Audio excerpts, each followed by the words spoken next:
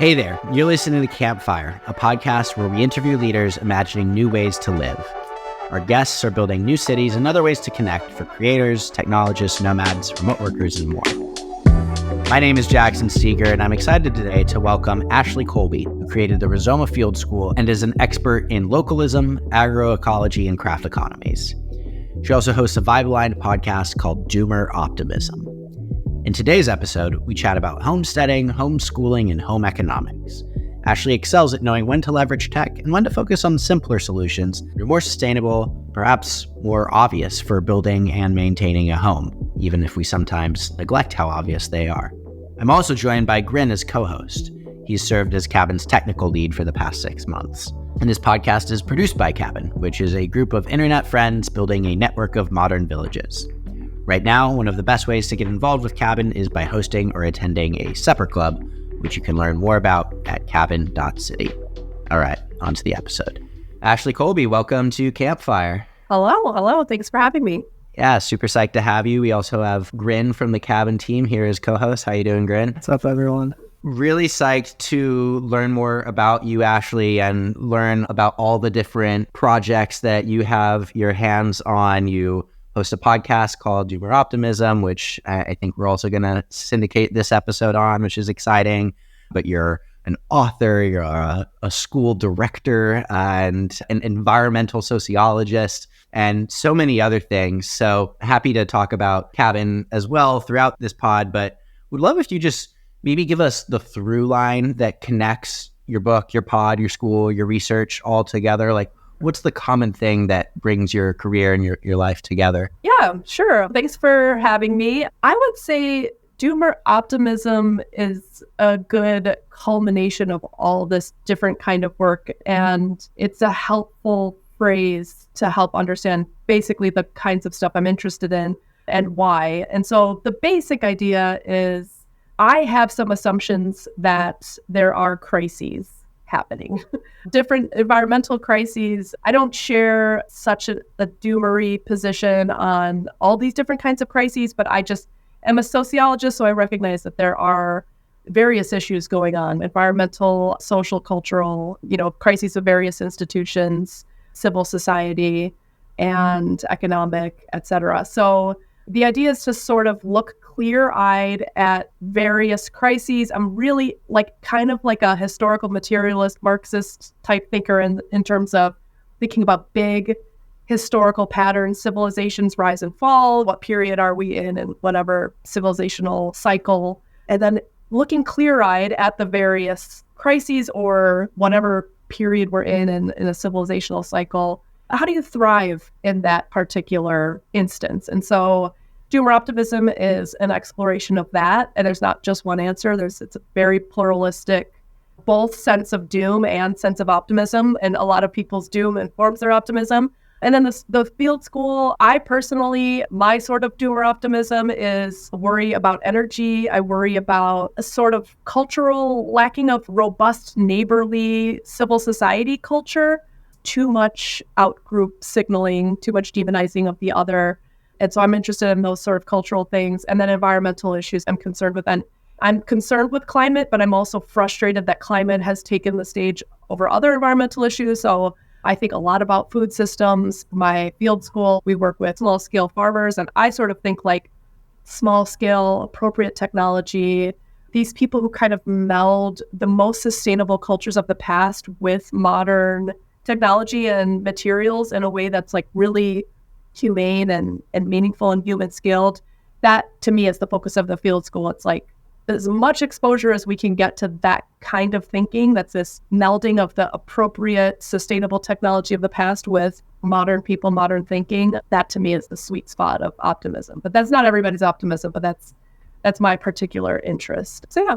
And I'd be curious, since we're cross-posting this on Doomer Optimism, if you guys could tell me a little bit about the Cabin project. Sure. I know much more about the recent version of Cabin than the older, historical origins of Cabin, so you might know that part better. But today, the way we frame it is Cabin is building a network of modern villages, which actually is kind of like what you're talking about, right? Village is that sort of community life, the living together, being close with the people around you, a localist version, but also modern in the sense of technology, innovation, using the internet, using new tools. And how do we bring those two together? The way it works now is we started out kind of as an online community, but then meeting people online, bringing people together for co-living, long-term co-living, short-term, month-long, week-long creator residencies, cohort-based like builder weeks, get together, build a sauna. This is something we've done at several locations now. And then to smaller events like supper clubs, like meeting your neighbors, like doing events at conferences, or just hanging out online, doing online events. And all of that comes together. You can take your pick. If you travel a lot, it might be nice to visit a bunch of different locations and meet people who you already know are kind of like you. If you don't, then you kind of stay more in one area, then it's a reason to bring together like-minded people to ultimately, hopefully, form a network city. Yeah, I agree with everything Grin said. And Ashley, you talk about these crises that inform changing patterns in how we might live together. And similarly, a lot of what we do on this podcast and in Cabin and what I do in my writing is look at how these macro trends are affecting how we live. And there's just a variety of demographic and climate and technological and cultural shifts that inform, I think, a lot of what Cabin is doing. And at the end of the day, like the internet is still so new relative to the length of humanity and how long, I think intend to be around. And the way that we coordinate how we live together is just getting started, especially as it pertains to the internet. And so as much as Cabin can inform how we can build a new kind of city or a new kind of way that we communicate, collaborate, govern with each other, that's the kind of stuff that gets me really excited. And so like on that note of trends or crises in informing how we live, like are there any crises in particular that occupy a lot of your brain space? What are the ones that you find yourself paying a lot of attention to? Yeah, so this might be fun to dig into with you guys because I am quite doomery about the complexity of technological society for basic things to run. And for example, something I rail on about that also combines with my worries about like environment and energy is like alternative energy systems. People's thinking tends to go, okay, so we have a grid and it's unsustainably sourced. So let's find a sustainable source for this super complex grid that we already have. So then we're gonna, pull all these minerals, rare earth minerals or whatever we need for these solar panels and wind turbines. And, let's not do the full life cycle analysis for like all the manufacturing that goes into this giant wind turbines at transport. And then when they're done, they can't be recycled. So sometimes they're just buried, or sometimes there's even more diesel or fossil fuel energy spewed to rip them up and turn them into concrete, which is, I guess, what they're doing now. People just tend to think on these like massive scales for energy. And I worry a lot about like electricity costs going up super fast. I'm open to nuclear, but it takes a long time to get that infrastructure going. Also, it's really hard to electrify all the things we use fossil fuels for, but people don't think enough about like simple windmills, like water pump windmills. I had something in my house in Uruguay, a passive solar water heater, which is literally just a black box that the water sits in and the sun hits it. So it's not like the sun is hitting a panel that's then going to a system that turns it to electricity that then goes into a water heater running on electricity. It's literally just the sun heating the water up. And I feel like we're really silly as a society to first go to the most complex, hyper-scaled systems and think like, how can we keep these things going, as opposed to thinking like, is there a way to scale these things down that's less complex and less prone to failure? So the thing that I'm most worried about is a lot of these complex systems have engineers running them that are increasingly retiring and not really training their replacements. And then a lot of these businesses are basically like, well, let's just see if we can train AI to run this stuff. And to me, this is like my doomsday scenario, that we have like these super complex systems no one knows how to run. The computers take off and fail to run them. And we have a whole group of people who can't access basic water heating services, water, warmth, and stuff like that, because they're, I guess, just sort of like people are just like reliant on these technological systems in the back of their mind and not thinking that much about what it really takes, what really goes into all of that. And When I talk to people who are in infrastructure, my brother-in-law does huge projects as like multimillionaire engineer for cities. And he's just, there's no one at the helm. There's nobody who is super competent. Competent people are just retiring more and more. And I'm so worried about these systems. Like when I talk to people who are actually in it, they're worried about them. So that's the kind of thing I get doomery about. That's really interesting insight. And I haven't had those conversations with people who work in that kind of infrastructure. And you have all of these really interesting tweets I noticed from the last few days, sort of expanding on what you mean there. You said recently that high-tech utopianism is a brainworm for NPCs or non-playable characters. I love that line. And so as you think about solutions or implement or talking the talk and walking the walk for this, your Twitter bio shares this sort of triple threat of leaning into homeschooling, homesteading, and home economics. And so, what are some of the things that people can do at the atomic home level to minimize their energy costs and stay comfortable, but also grow a family and grow and learn? Right. I just had a recording on Doomer Optimism yesterday talking about this. And I just feel like there is a lot of the visions for the future that are super optimistic are also super high tech. And I just feel like there's this room for optimism that's ecologically interested, civil society interested, and then this more, not necessarily, the only way we move forward towards something more beautiful and positive in the future isn't necessarily like, well, let's just wait for something really cool technologically to be invented and then the future will be great. There are so many interesting ways to wrest power back from these hyperscale systems in ways that are like really fun and make you feel extremely resilient and teach really important skills to yourself and kids. And so I think about things like just learning how to bake at home, how to source locally, all the home economic skills, like how to mend your own clothes. Like I was just saying this, a lot of people don't realize this. You can buy super high quality goods handmade by somebody if you're like a millionaire, or you could be extremely poor and make those things yourself. And it's actually the case that those two demographics have like beautiful, handmade, local, super high quality food and goods. Those two, I mean, I know a bunch of my neighbors in Uruguay have as good of quality food as like millionaires I know who have to source them from those people who do that. It is possible to access all of this quality goods, sovereignty, like ability to be resilient in the face of any kind of challenge like this. And not only that, I kind of think it's really fun. Like some of the smartest people I know are trying to do this kind of thing while also bringing forth historical lineage of sustainable societies from the past. So I'll give you an example. My favorite example from Doomer Optimism is this dude, Peter Allen, who's a PhD ecologist. And he was like, okay, I want to dedicate my life to ecological restoration. And the way they do ecological restoration now is this high-tech thinking. So they literally just spray everything with Roundup to kill it, or they burn it, and then they try to put the seeds in of the plants that they want.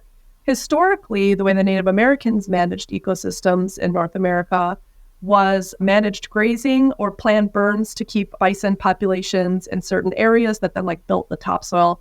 And he was like, okay, that's what I'm going to do. I'm going to do that with cows. I'm going to bring forth this Native American heritage of ecological stewardship. But he does it with modern materials. It's sort of electrical fencing. And I'm like, this is the coolest thing. There's just so many little spaces in this kind of appropriate technology, resilience, civil society, environmental stewardship world that I think a lot of people are playing with, whether it's in the home or backyard food production, learning how to school your own kids or being involved in their schooling or schooling at home outside of, they go to regular school and other education you do outside of schooling. So every aspect of these things, I just feel in general, we've sort of ceded power to consumer corporations and to the state. And we just think the state and the market will handle everything necessary for my life. And I'm just interested in inviting people into taking more ownership, I guess, over their own livelihoods.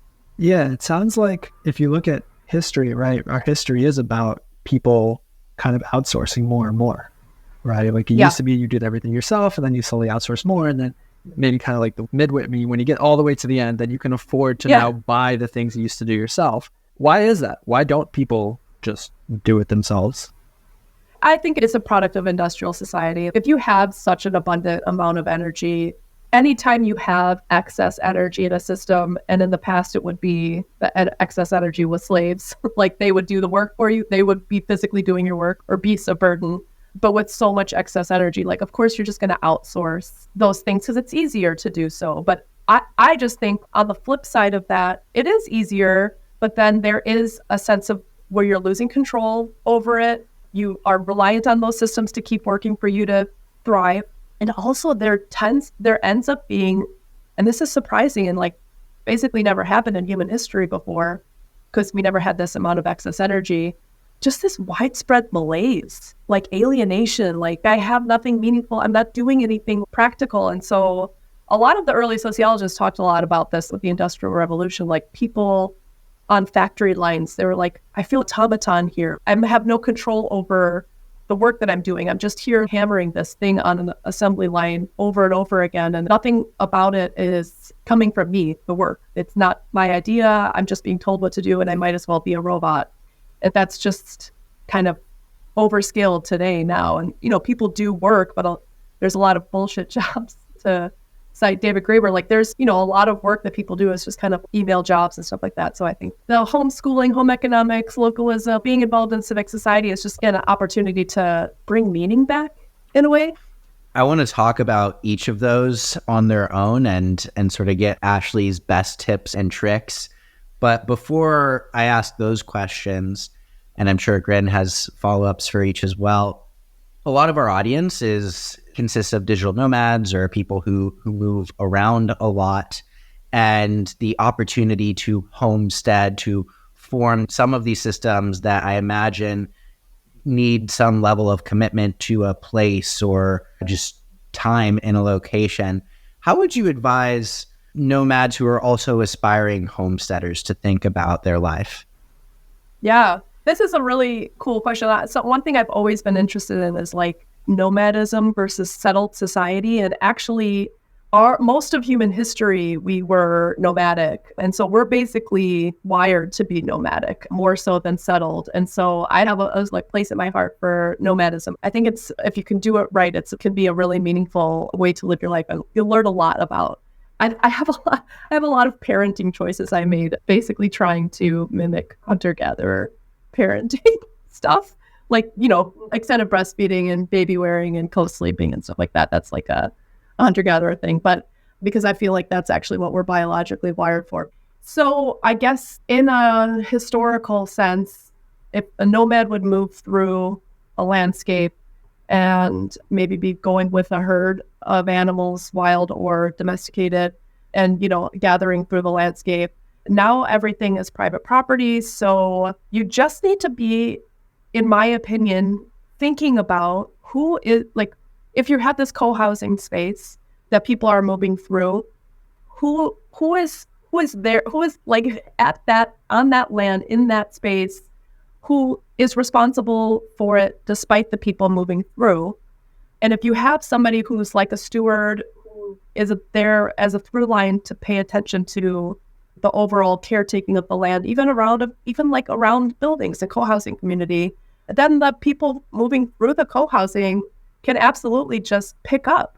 If you are part of the community, you could pick up like, oh, okay, I'm going to do one little workshop while I'm here to learn how to do these things or to participate in the stewardship of this landscape. And I think Jason is my Doomer Optimism co-host, and he and I have gone back and forth, and he in particular has gone back and forth with Balaji on the network state idea.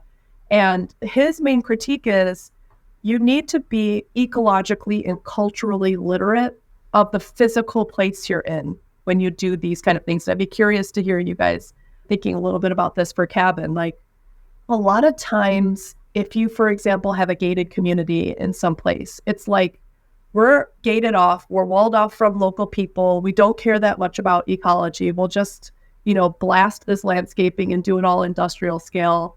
And Jason is like, it's like a neo-colonial extractivist attitude. We're just going to make our little walled cities and not care that much about ecology. And there's a way to do it, I think, that is ecologically literate, that cares about a place, even if people are moving through. There's ways to accommodate that and then to not be also walled off from local culture. That's the one thing that I worry about with intentional communities or planned communities at all, is just integrate, see what you can learn from local people. You're not going to be resilient making a sort of walled city of all newcomers in a local place. You got to ask people their local knowledge and what works well here, and, where can I source things and that kind of thing. So having the humility to do that kind of thing, I think is really important. I saw Alchemist is on your list. And Ewan, it's Ewan. He's been on the pod. He and I met in Colorado at a retreat. They have a great model. They have a super cool model going on where it's like, there's a couple of people who are like set on that place. They're stewarding it. They're kind of seeing a through line. And then they have workshops and people come through and they learn and they help. And there's these work days. There's totally a way to do it, but you do need to have some caretaker steward who's like, actually cares about the place, and it's not just like we're just plopping it here and it doesn't really matter ecologically what's going on. So for context for Doomer Optimism listeners and for Campfire listeners as well, if you don't know, I love how you're speaking about this need for a steward or a caretaker. We call each of the neighborhoods within cabin communities, we call the person who manages that property the caretaker for the reasons that you say. And all our neighborhoods is that they have three things in common. So they have great Wi-Fi for any remote workers.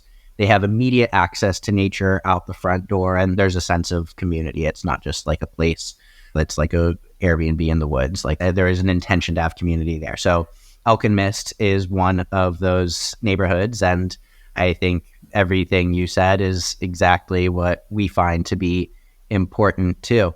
The challenge becomes, what if the caretakers want to travel too? And so you do have to develop this culture at a neighborhood where it can become sustainable, even if the caretaker is gone for a month or 2 months at a time. Grin, anything to add on sort of the points that Ashley was making there? Yeah, it sounds, again, when you talked about the gated community, it's kind of that like in the middle move to, wall yourself off, kind of destroy what's there and build from scratch exactly what you want, and then spend a lot of effort keeping it exactly that way, which is not really how people used to do it. But still, people somehow are choosing to do it. And, besides the fact that there's lots of abundant energy and resources to do it, it seems like maybe that's the first choice that comes to mind. Maybe it seems easier. Maybe it's like, doing it the more authentic way seems less fun, seems like more hard work. So like it feels like what's missing is like valuing that, or seeing maybe the long-term benefit of that, or even like in the moment, making it fun somehow to do it this more sustainable way. Yeah. I mean, the doomer in me is just like, it could be, depending on how these complex systems play out, like it could be a matter of you having clean water and warmth and stuff. So that's a good motivating factor if you think that, but not everybody thinks that. Some people think, oh no, this stuff is fine. And, the systems will probably correct themselves if there's ever an issue. And I have like just a prepper bent. I've just seen enough around the world that most people around the world have a lot of these skills. It's really just the super hyper developed world where people don't have these skills to, in case of emergency, handle these things. But there also is like, I think probably a lot of these tech, digital nomad leaning communities just aren't necessarily aware of some of those things. And so therefore they don't really value them. But if you get a few people in like Elon who do value them and want to show and want to bridge that gap, once you have these workshops, people love them. I mean, they love them. They have so much fun. Like they went in and transplanted a bunch of willow by their riverbank, I think. And willows like sucks up a lot of water. And then that helps if you have any massive flooding events. Although those willow plants will be sucking up that water and they'll eliminate more flooding. Like these kinds of things where you're building resilient, functioning ecosystems. And then maybe you get into permaculture in one of these neighborhoods and start planting these long-term plants that like, okay, I put that in the ground and 10 years from now, like I'm going to have walnuts to eat from that, and it's like this thing where you're building a legacy. I just think we have so much disposable thinking. Like I'm going to come and go in this place. I don't really care what happens to it. But somehow people need to be bought into longer term thinking like beyond their 6-week stay at the place. Do I actually care about this place? How can I see it? How can I make it resilient through time? And so I'm curious for you guys, community-wise, I'm super interested in different models of intentional communities because I traveled quite a bit after college and before grad school and stayed in a bunch of different intentional communities around the world. And I have so much skepticism that they can be done well. There's a few models I've seen that are like pretty straightforward that I think can pretty much succeed despite like cultural differences, but like trying to figure out governance, trying to figure out how to be welcoming to families. This is something Grin and I were talking about. There's so many of these digital nomad, whatever cultures, and it's like 20 to 40-year-olds, childless people. Where are the kids? Okay, if you're gonna have a society that recreates itself, there needs to be children. It needs to be welcoming to children and families somehow. And not all of them, obviously, but like some communities have to have kids. So I'm curious about that. So I would love to dig into that cultural stuff with you guys. Sure. It is like a huge challenge to try to build a consistent culture and system of governance and economy across geographies. And we're about 2.5 years old as an organization, and there's a lot that we've learned and a lot still to learn on that front. On the governance side, like we make decisions cryptographically, which has been very interesting. We govern a treasury of several $1 million through voting. And it's been really interesting because before Cabin, I spent my whole career in early stage tech, and to see a new model for how an organization can operate with trade-offs on speed versus efficacy of decisions is very novel, and also like gets engagement from people everywhere. And I think that there's a lot we can still do, but we have successfully, I think, built a way to trial just a net new democratic way of making decisions. And that is directly proportionate to how involved someone is in the community. So the more someone is involved with Cabin, the more weight they carry when it comes to decision making. On the cultural side, I think it's good for there to be different microcultures in different places. And the culture should actually be pretty authentic to the geography where any given neighborhood is. To your point, get involved, don't be this gated off community. Like, I think that's especially true. We want to not be a neo-colonialist entity. We want to blend and build with the communities that we're involved with. We do have these 6 guiding principles or obvious truths, they're so-called, so that these are just things that we at Cabin believe, and by sort of putting them into the either attract people who also believe in them. So in no particular order, there's 2 that are related to living in community, that we are our best selves when we live with people we admire, and that we can find people online and gather in person. And then there's 2 that are about integrating with nature. So touching grass is good for our well-being, and regenerative local communities are the best store of value, which is very in line with what you're saying. And then create together. So creating means doing, meaning creation's this feedback loop between ideas and actions, and co-creation grows culture. So recognizing that yes-anding each other's ideas is just a net good thing. So those are some of the cultural components. Yeah, better than we were in the past. I think the most important thing with the family stuff is having people who have kids be involved, because then that's just something we're going to care about. I didn't care about any of the kids stuff before I had kids, and now that's very top of mind all the time. We did the same thing at Vive Camp. The first Vive Camp had 2 babies. This most recent one had probably 12 kids, and that's where it starts. And then the next step after that is other people who are around see that there are children. They're like, oh, kids, weird. I haven't talked to a kid in years. For most people, the first time they interact with children is when they have their own now. Right. It used to not be that way at all. Sadly, but yeah. Right. So at Vive Camp, people were like, oh, is it okay if I talk to your children? And then they talk to them, and then later on they're like, wow, that was really cool. Maybe I'll bring my kids next time, or maybe whatever. So I have kids. John just had a son 6-8 weeks ago, something like that. And even the people on the team or in the community who don't have kids, they're around kids, they're interested, not just kids, parents also, full intergenerational. I brought my parents to Vive Camp. Oh, nice. Oh, cool. Yeah, they watch the kids. It's great. Oh, that's so fun. Yeah. To me, I think part of it too is like, it kind of goes along with this shorter term thinking or this disposable thinking.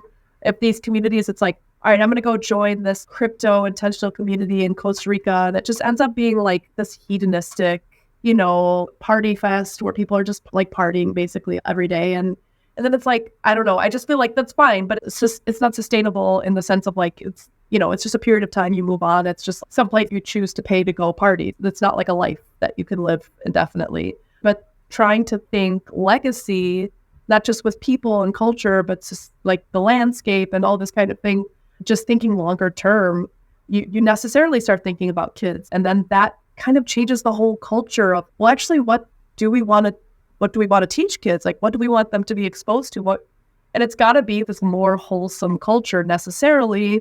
And then maybe you want kids to learn these basic skills and resilience and connection to nature and stewardship that necessarily comes from being in a place and having some sort of stewardship role. So like a lot of cultural things shift once you start thinking about how to integrate intergenerationally. And you can still have fun with parents and kids there, but it's just like a wholesome kind of fun. I had a kind of experimental event with it was like Doomer Optimism adjacent thinkers in Wyoming, and kids were invited. It was like, I think 3 or 4 families brought their kids, and I think it was like 15 kids between them because everyone had a lot of kids. And it was awesome. I mean, it was awesome having the kids run around, and everyone could still, drink beers at the bar, and the kids are playing in the library and running around and playing games. And I thought about this when I was traveling the world, that like, for example, in Ireland, they have these pubs, which is like public houses, and kids can go to those. And it actually kind of moderates the adults' hedonism when the kids are around. You can still have fun, but you're bounded by some sense of responsibility and propriety. And I just think that's super important. And then once you start integrating families and they're the ones who are willing to try it out and be experimental, then other families see that it's a safe space for their kids, and then it'll kind of pick up from there.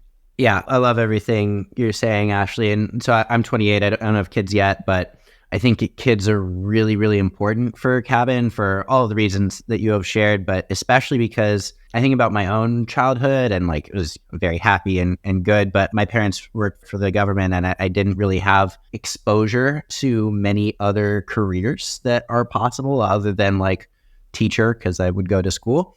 And so I think there are people I've met now as an adult who were really like engaged with their parents' friends' careers or would go in with their parents' friends to work for a day and just got this broad exposure to the many different ways that people could live. And I really want that for my kids to have multiple adult influences beyond just me.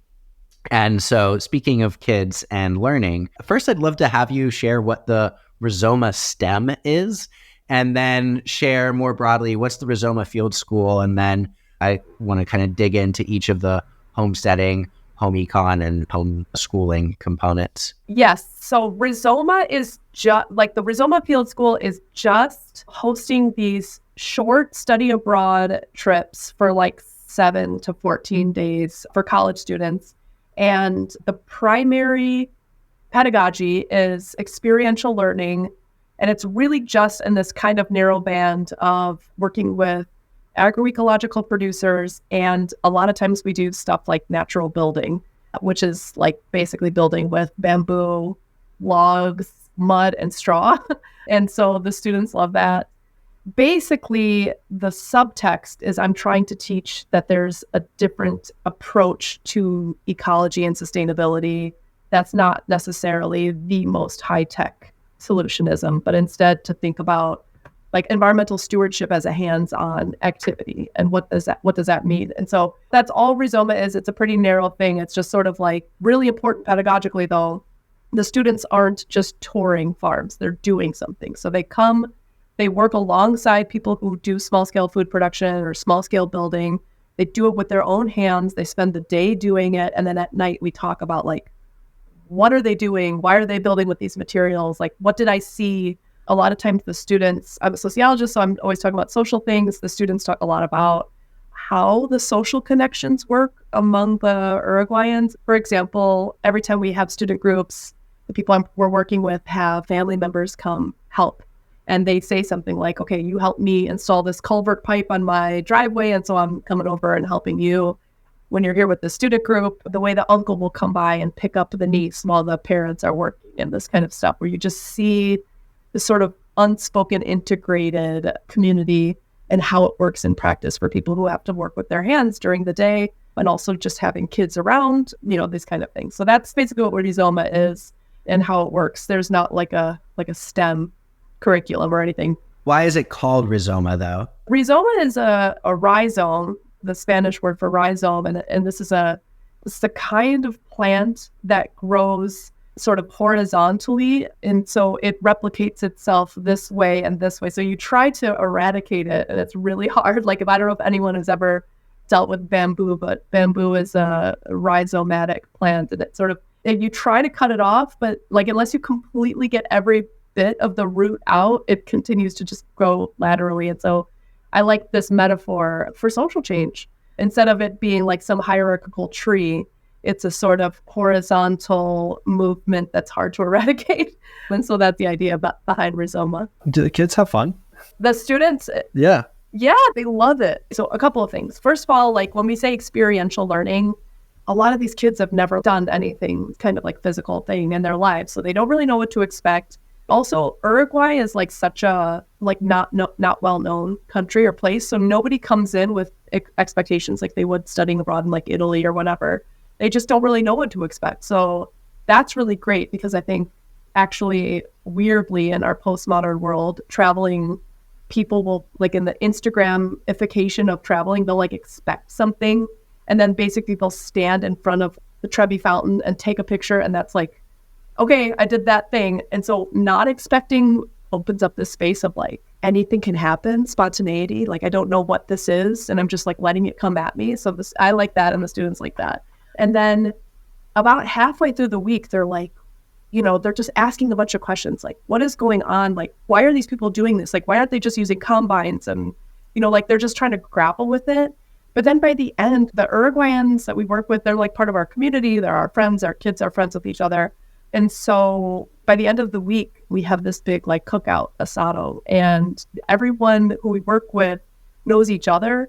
And then they all are super friendly with the students who come. And like the students by the end have just like this super heartwarming experience. Like, I helped these people. I learned a lot. Like, they learned from me. Like, we had lots of moments of cultural miscommunication. Like, always somebody inevitably turns on a bidet and it shoots them in the face because they're not used to bidet, like that kind of thing. But somebody doesn't know how to drink the mate, which is a kind of tea they drink there. Like, somebody does something awkward and everybody laughs at them. You have these memories. And then by the end, everyone's like eating together and trying to communicate, like sometimes without the ability to speak Spanish. And yeah, I think the students always leave, and we always ask them for evaluations after, and they say like, oh, this is like totally life-changing. We had one group, we have one of the community partners who's a tattoo artist, and like 11 out of 15 kids got tattoos on the trip that were like something related to Uruguay. I was like, you're going to have this forever. So yeah, they like it. Well, that's also my standard for like, if you're getting a tattoo, then it's yeah, good. Right, exactly. They like we taught the one girl, es lo que hay means like, it is what it is, like let it go, and she got es lo que hay tattooed after she just learned that. I was like, oh my God, this is so intense. Yeah, I mean, we on this call, I think, already share the values of all this stuff we're talking about. But to me, I think if you want other people to get involved, you have to be thinking all the time, like, how can I make this fun for them? Like, same with the kids, right? Like, if other people are having fun with the kids, and it's now they're kind of absorbing that value and seeing why it's important. Totally. And what really goes through a lot of my work is I just genuinely think people like making things. They like doing things with their hands as a way to get to know one another. Not like oppressive amounts of work, but like they like to, plant some trees. And then at the end of the day, they're looking at these trees like, wow, we did this. Like, we did this together. And, and somebody was enthusiastic and grateful for the help. It's a recipe for success. It just works. Yeah. Ashley on the record supports child labor. I love it. Yes, I do. 100%. So the number one movie on Netflix right now, as we're recording, is Leave the World Behind. Have you guys seen it? Yes, I've seen it. So yep. Yeah, Grin, basically the plot, I won't spoil it, but like the world starts ending, and maybe it's because of an evil cabal, or maybe it's because of foreign actors. I'll let you, and it's good. You should check it out. It's got some cool like storytelling, convention breaking. Anyway, but like in the movie, some of the winners are the preppers, the folks who have prepared already for this kind of scenario. And Ashley, you've hinted on this call and also across Twitter that, you know, you yourself are somewhat of a prepper. And I have thought about prepping, but have not really done anything of the sort. You know, maybe I should, maybe you'll convince me I really should. But if I were to pick one thing to really focus on, it would be have a great relationship with my local community and neighbors such that we can team up. How do you think about prepping? Should people think about prepping? You host a podcast called Doomer Optimism. So in that context, share a little bit more about how you think about the end of the world. Yeah. So I am actually writing a book about prepping right now. So this is kind of my wheelhouse. I'm teaming up with a guy named Chris Ellis. He is a colonel in the U.S. Army who's in charge of basically all of North America at this facility, NORAD, basically disaster preparedness. And he went to Cornell, got his PhD there, focusing on disaster preparedness, and we're turning his PhD into the book. And basically there's 5 different types of preppers in his analysis. And, you know, there's homesteaders, there's religious people who think the second coming is coming, there's the gun nuts, there's the bunker guys. And then there's also the tech. Just recently, I think it came out, Zuckerberg is building some underground layer somewhere to be prepared. And actually a lot of super wealthy millionaires and billionaires have compounds. But the way we think about it, Chris and I both, is first of all, there's this idea called the long emergency. It's John Michael Greer, James Howard Kunstler, these kind of peak oil prepper type authors basically argue that challenges with complex systems on, if we're on the far side of a civilizational decline, they don't come all of a sudden typically they did in that movie, because it makes for good drama. But typically it's right now in the Northeast, the power has been out for 3-4 days in a lot of rural areas. Right now that's happening in Maine. And what do you do when the power is? Oh, you are? And you have power? With a generator. Oh, you have a generator. Okay, so here we go. So how do you get electricity? How do you keep your family warm in the winter? And it's this stair step where maybe systems you thought you could rely on aren't reliable necessarily all the time. So be prepared for those periods of time.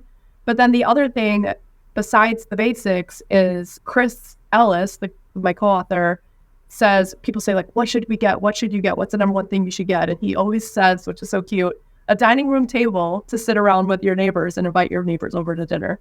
This is the most important tool, but by far, you can get as many supplies as possible. They're going to last you a finite amount of time. Relationships, neighbors, together, you're much stronger. And so that was my critique of this prepper movie, is that the prepper's sort of seen as I'm taking care of my own attitude. And me and Chris are a lot of preppers, people who take it seriously, primarily focus on relationship building. Secondarily focus on having antibiotics and, a life straw and a generator and stuff like that. So that's the way I think about it too. So I think the promise of thinking locally, and not just, no offense, with your digital nomad tech friends who probably aren't that skilled, with local people who know how to get things, how things work locally, their local ecology and that kind of thing. I think this is why I preach that. It's not just to be a nice neighbor because it's the kindness of your heart. It's smart to do. It's smart. It's thoughtful. It's it's very resilient, and it will just, make everything easier. This is the Joseph Heinrich type of prepper,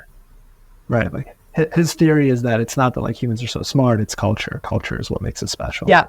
And, you put a bunch of really smart people on an island and they'll just die off in places where people lived for hundreds of years and they just don't know how to do it. Exactly. So yeah, to me, that's a super interesting thing. And then I'm super interested in because I also taught this homesteading class where Chris came and talked, and people always ask him what's your biggest fear? And so similarly to the dining room table comment, his biggest fear is social unrest in the sense of demonizing your neighbor type stuff, which really makes things cascade super quickly. And any kind of resource limitation, you're going to first, fight the people who are closest to you if you see them as, the other or whatever. And so I just think there's so much infinite upside to building out those neighborly civil society networks, not just knowledge sharing, but yeah, it's both the right thing to do and the smart thing to do, I think.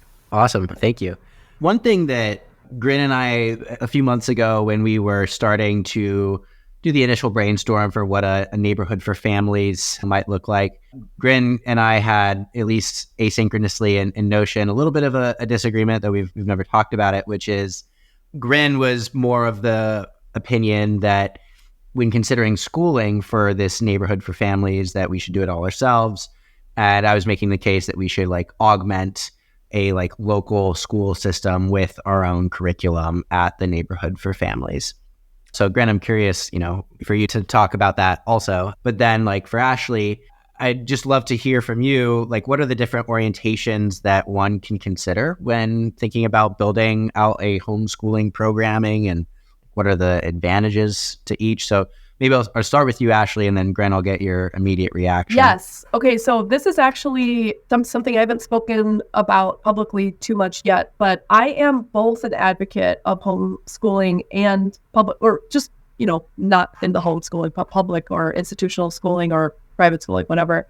Just like I think people's optimism can be diverse, I think people's need for schooling based on their family situation can be completely diverse and still be successful. I don't think that there should be one solution for any of the schooling question. My kids for a while went to the local Uruguayan school, which was a very limited hours. And then we supplemented at home. And that was the homeschooling I did, which was a sort of supplemental to their school, which their school wasn't great academically, but they got to be fluent in Spanish and they got to make friends, which is what I think was really cool and important being foreigners in, another country. When I taught a homeschooling class or organized it, when I organize these classes, I'm not the one teaching them all. I'm bringing in experts on certain topics and then having them lecture on a certain topic. Same with home economics. And for the homeschooling, I talked to 4 different people. One of them was actually Chris Ellis's wife, Kim Ellis, the proper guy.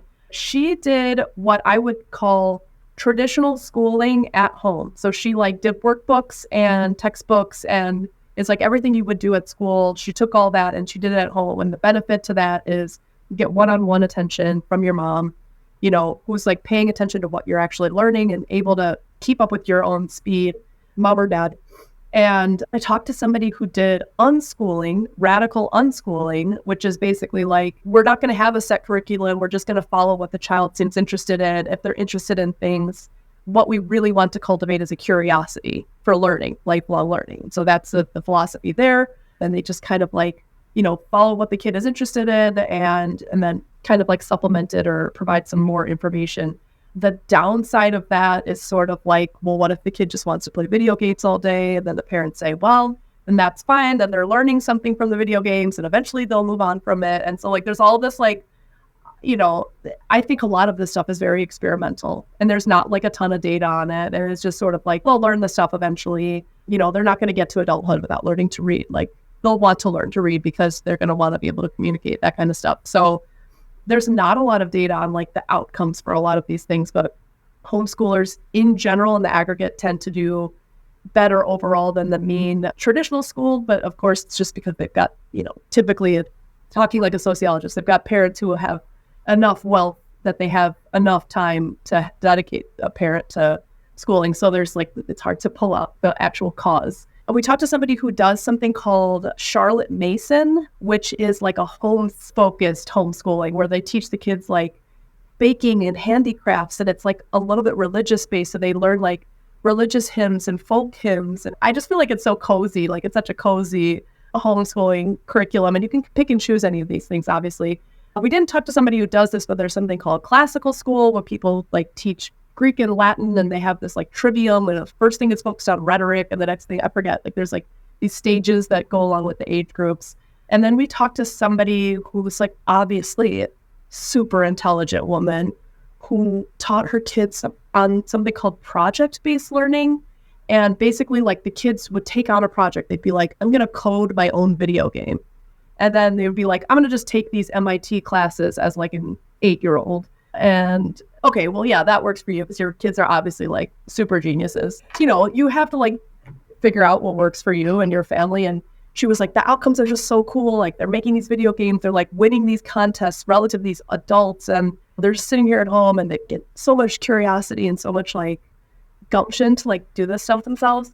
So anyways, I just feel like there's a lot of really cool models out there. I feel like to each their own with regard to schooling, but I also see, I'll just say this briefly, I also see kind of an importance in, I think this generally, if you think we're on a civilizational decline, a lot of people think like, oh man, civilizational, like there's so many challenges in civilization right now, like these institutions are failing and therefore we need to just completely pull out of them.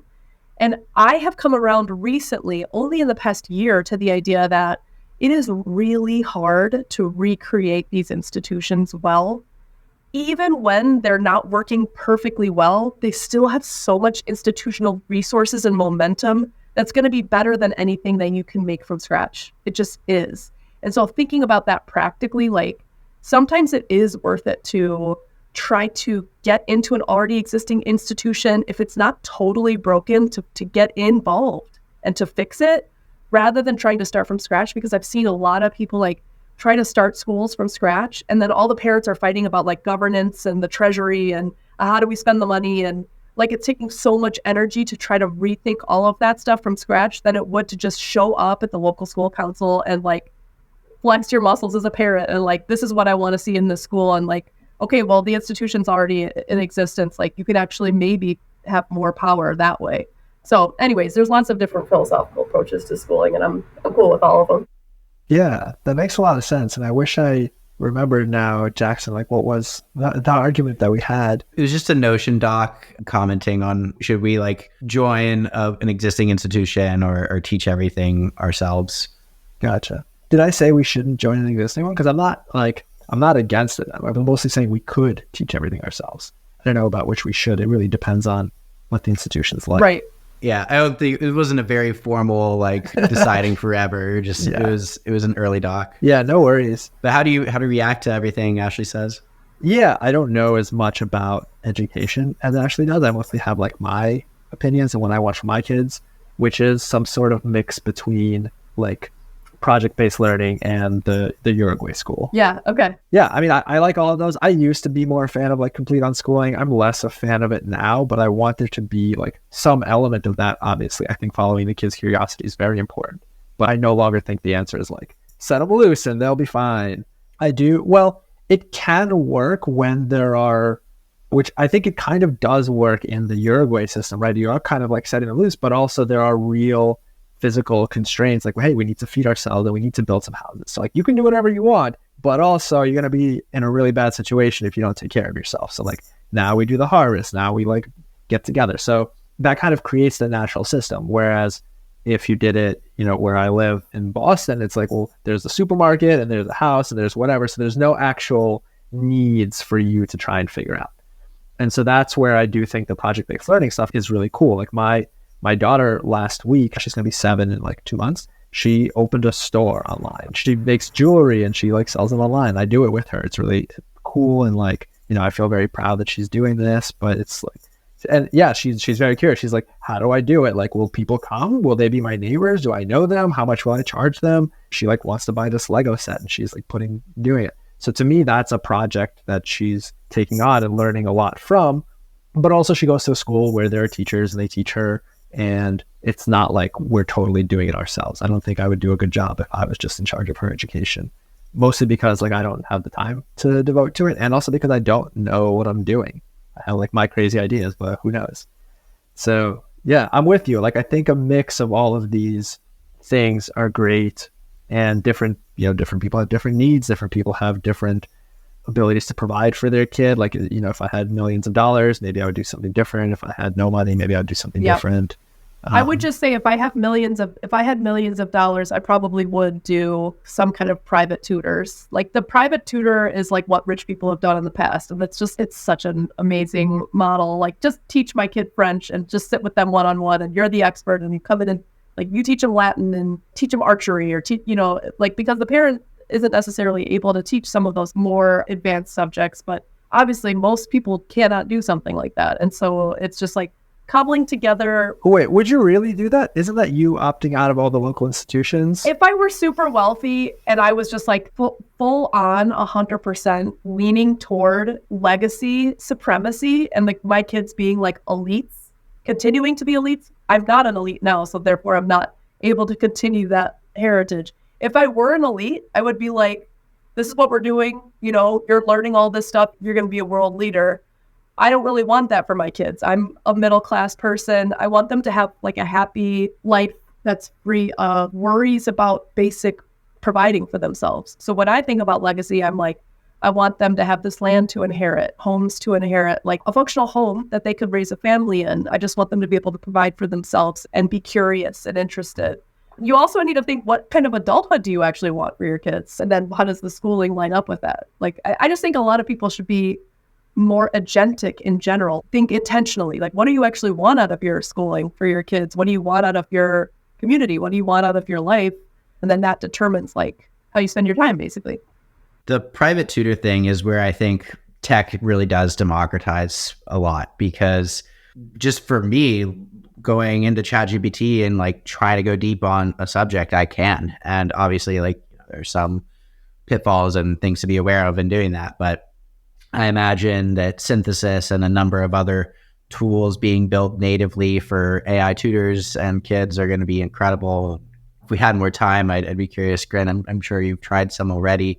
But we're approaching close. Ashley, I know you got to go. So is there anywhere you'd like to send our audience? What should they check out? You got a lot going on. So how should we direct them? Yeah, I mean, follow me on Twitter. That's at RizomaSchool. I post most of the stuff I've got going on over there, including the book and whatever kind of little writing pieces I come up with. And I am curious to maybe have more in-person events. You guys are so much further along on like organizing things, because all the Doomer optimists are like trying to just like scrape by in their homesteads and their small farms. Like no one has extra time to like dedicate to building the kind of infrastructure you guys have.